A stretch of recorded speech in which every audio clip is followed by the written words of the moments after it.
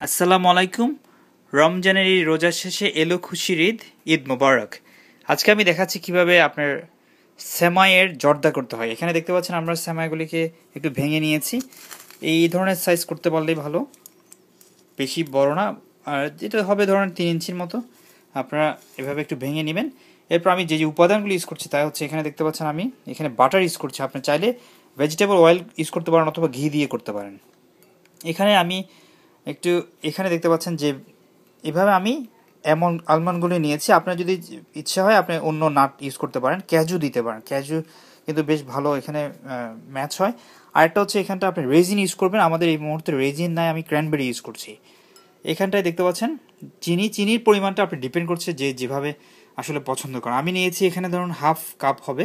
আর এখানে একটা দেখুন, এটা চিনি যেন আপনার লেগে না যায়, এটা একটা ফ্লেভারে কাজ করবে। আপনি এটা হচ্ছে একটু আমি এটা কান্ট্রি লেমনেড নিয়েছি। কান্ট্রি লেমনেড আপনার বা ট্যাং নিতে পারেন। আমি কান্ট্রি লেমনেডের গুঁড়ো নিয়েছি। এখানে একটু পানি দিয়ে আমি মিক্স করব।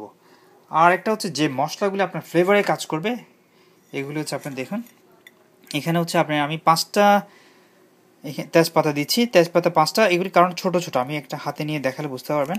আপনি যদি বড় তেজপাতা হয় সেক্ষেত্রে 2টো দিলেই হবে, তাহলে আবার বেশি হয়ে যাবে। এইখানটায় সামান্য আমি একটু 5টা দিচ্ছি গ্রিন। এগুলি গ্রিন আপনার এলাচি দিবেন, সবুজ এলাচিটার গন্ধ ভালো হয়।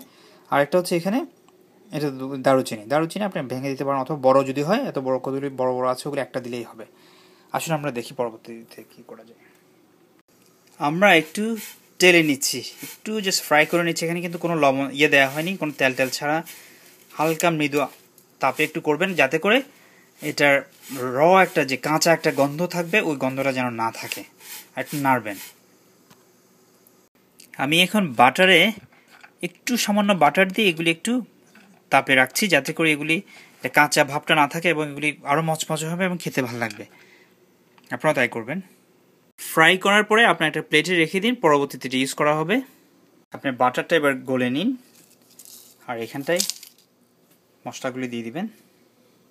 এরপর আপনি মৃদু তাপে রাখবেন, সেমাইগুলি দিয়ে দিবেন, আর এখানে চিনি দিবেন।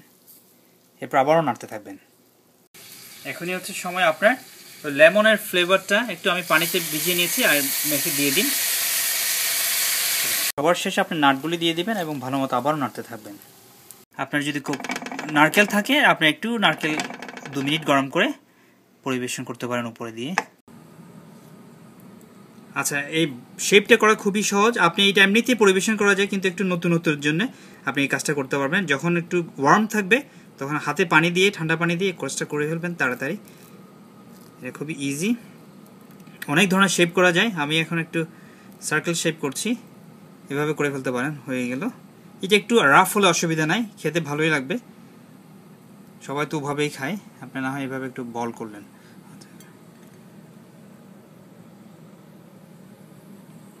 রেডি হয়ে গেল আমাদের সেমাইয়ের জর্দার মিষ্টি, অথবা সেমাইয়ের জর্দার বল, যে যাই বলুন।